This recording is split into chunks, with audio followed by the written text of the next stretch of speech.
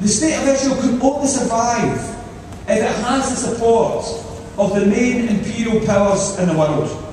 In 1948, that means that they made alliances with France. It means they made alliances with America and with Britain, but the most important country they made alliances with was the United States.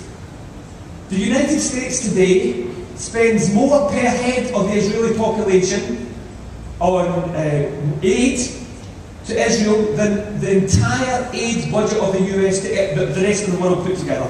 Of course, in Israel, the majority of that doesn't go in welfare for ordinary people, it goes in buying guns. In the middle of the First World War, the governments of France and the governments of Britain do two things. First of all, they get together and draw up something called the Pikes-Picot Agreement.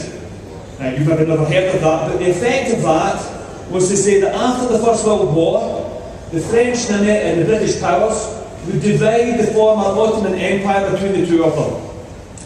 If you look at a map, if you think, I come from Glasgow, so I think about the border between Scotland and England all the time, and if you look at that border, it's jagged, it follows a river, it goes round a hill or a forest or over a hill, and most borders are like that, aren't they? If you think about a map, you think about the world, that's what borders will look like.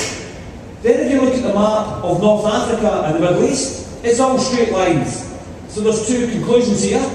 One is either the rivers are incredibly unusual and go in straight lines, or alternatively, the British and the French got together in a tent in 1917 and took a ruler to the world and divided it up between the two of them. And that's effectively what they did. So French imperialism and British imperialism divided North Africa and the whole of the Middle East region between the two of them.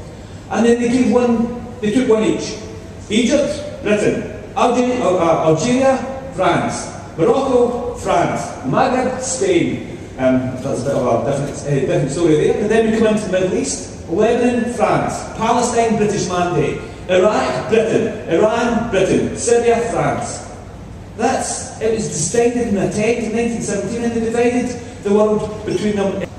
The Balfour Declaration was when the British government agreed to the World Zionist Federation that they agreed that there should be a Jewish homeland in the Middle East.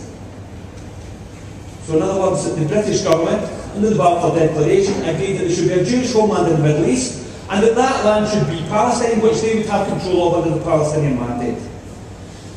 The consequence was that from the early 20th century, there was Zionist migration into Palestine, with the support of the tacit and open support, sometimes tacit, sometimes open, from the British government.